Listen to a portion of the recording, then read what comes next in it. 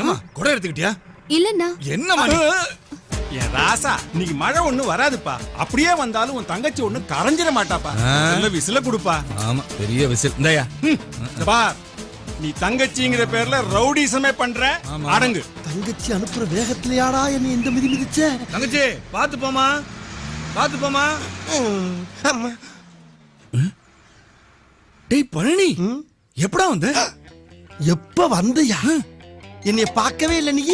டேய், நீ என் மேல மிதிச்ச கூட நான் கவலைப்படலடா. எப்ப வந்தேன்னு கேட்ட பத்தியா?